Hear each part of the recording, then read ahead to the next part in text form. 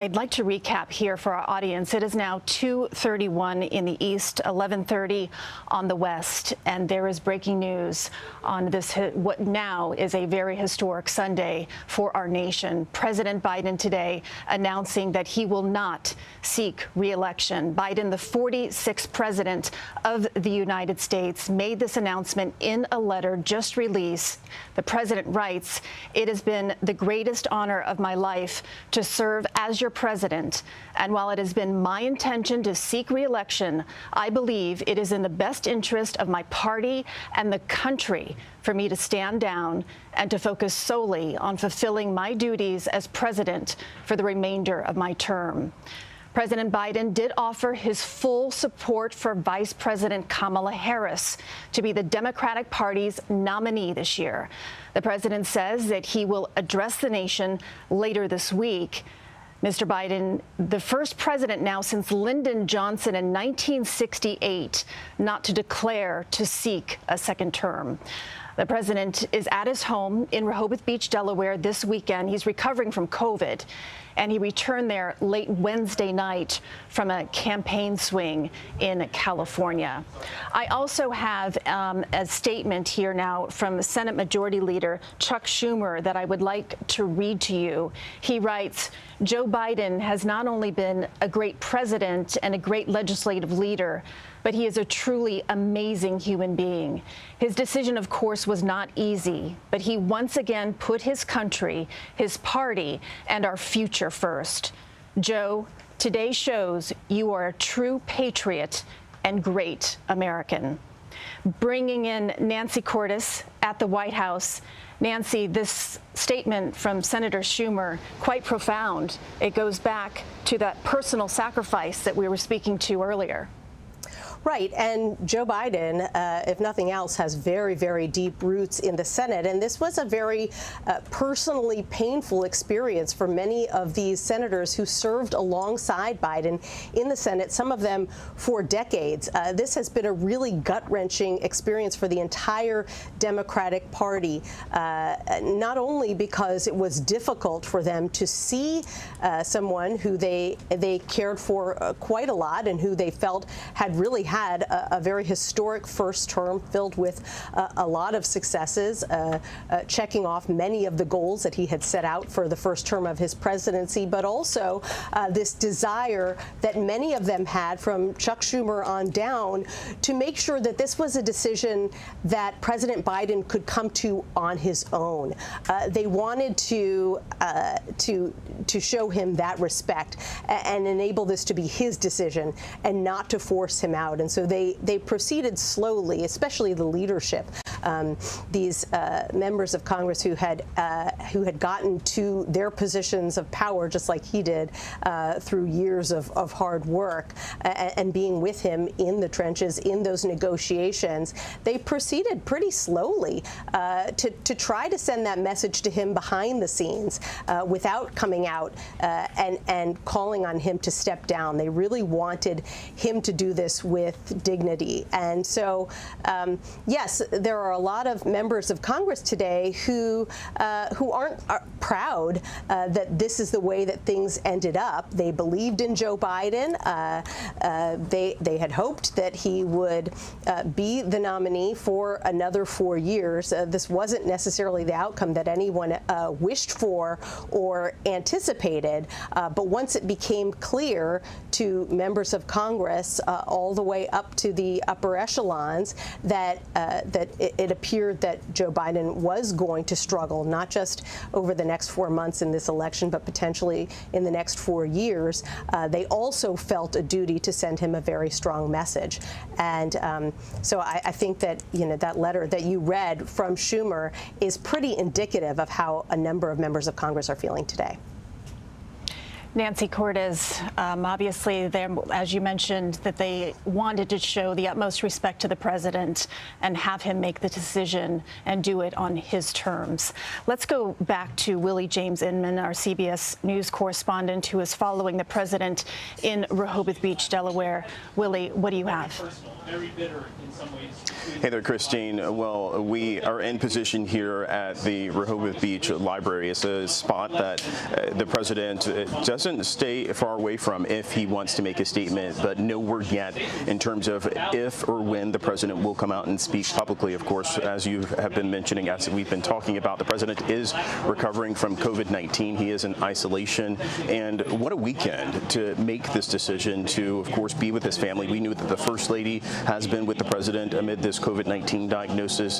Clearly, there was a conversation behind the scenes going on with not only the family, but amongst those close to President Biden. We knew from reporting that he has grown frustrated and, of course, being isolated in this situation amid these reports of Democrats coming out and saying that the president should step aside.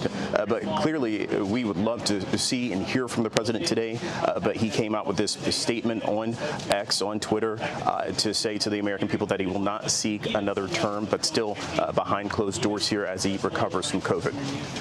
Willie, I'd like to read another statement, a letter actually from the president regarding his endorsement of Vice President Kamala Harris. He writes, "My fellow Democrats, I've decided not to accept the nomination and to focus all my energies on my duties as president for the remainder of my term.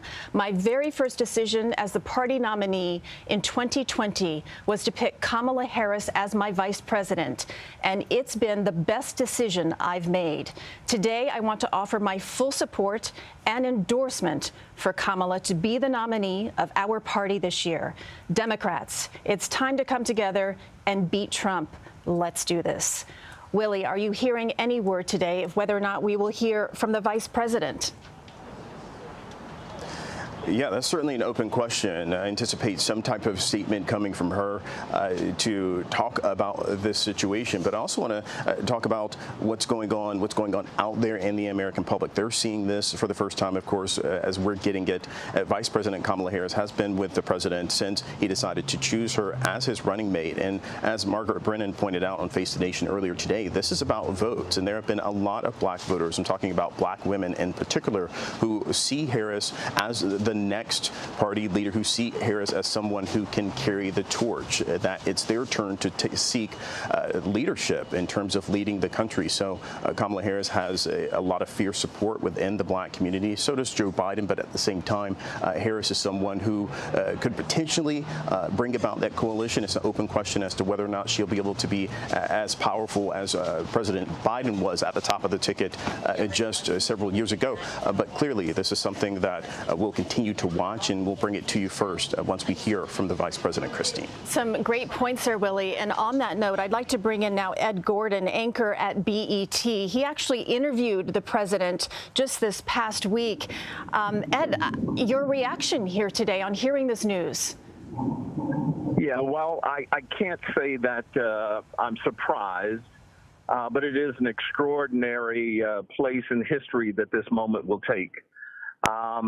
I think when I sat with him on Tuesday, Christine, he had all intention to continue this fight and really believed, I think, that he was going to be the nominee and truly believed he was going to be able to defeat Donald Trump. So I think between this past Tuesday and the announcement today, he started to read the tea leaves. If nothing else, this man is political and understands there are certain points, political points, that you just can't walk away from. And with the idea of Nancy Pelosi not being full-throated in her support, even someone like Jim Clyburn, who was in fact full-throated, just listening to him during an interview today, you started to get the idea that this may be coming. You certainly did. The drumbeat did get louder and louder since that debate with former President Trump. That is for certain. Ed, I'd like to get your take just on the gravity. I know we have a long road ahead of us. However, if the vice president is in fact endorsed and nominated as the new Democratic nominee at the Democratic National Convention, which will begin on August 19th, just a few weeks from now, the gravity of the fact that she is a woman and she is a black woman here in our nation's history. Yeah. I think Ed O'Keefe hit it earlier when you spoke to him. We're in uncharted territories, Christine. I don't know that we know. Will America be ready for a black female? We'll see. People said that about Barack Obama. There were many who believed that at that point in time, America wouldn't be ready for an African-American president. and he was able to break a glass ceiling that many of us thought would never be broken. I think one of the things that we've got to be cognizant of, though, even with this endorsement, there are forces in the Democratic Party that do not want her leading that ticket. And we're about to see whether there's going to be some political wrangling around that, or whether they will walk in lockstep with the idea that this is, in fact, probably the easiest route for Democrats to follow, but more specifically to give Joe Biden the ability to say, this is who I am putting my belief behind. You should, in fact, do the same. Well, he did put the word out that he is, in fact, endorsing his vice president. So I do wonder if that was meant for everyone in the Democratic Party to hopefully just fall in line. I know you are close to the vice president. You mentioned earlier that you said, is the nation ready to elect its first female black president? Is Kamala Harris, in your opinion, ready for the road ahead that's ahead of her? Yeah, I think, and I'm bothered sometimes by that question. I think African Americans in these positions get that question far more than we give to others. I think, 3.5 years in the White House has certainly readied her more than any other person on the Democratic side. She is a bright woman. She's been in politics for a long time. She certainly, I believe, has the ambition now. She stood stalwart next to Joe Biden. But someone in her position would certainly, I think, rise to this occasion, and I think she's ready, able, and willing to say, I want to take this task on. What are some of those personal qualities that you know about her that you feel will help in the road ahead?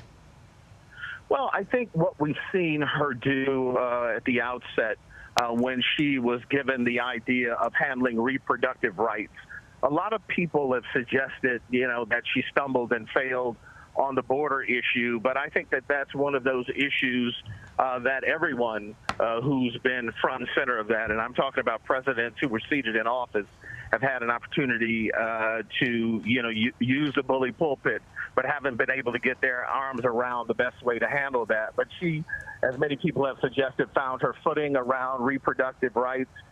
She's a brilliant woman, a great orator, and the energy that she's going to bring to this, if in fact she becomes the nominee, is extraordinary. We've seen her in debates before. We've seen her during Senate hearings.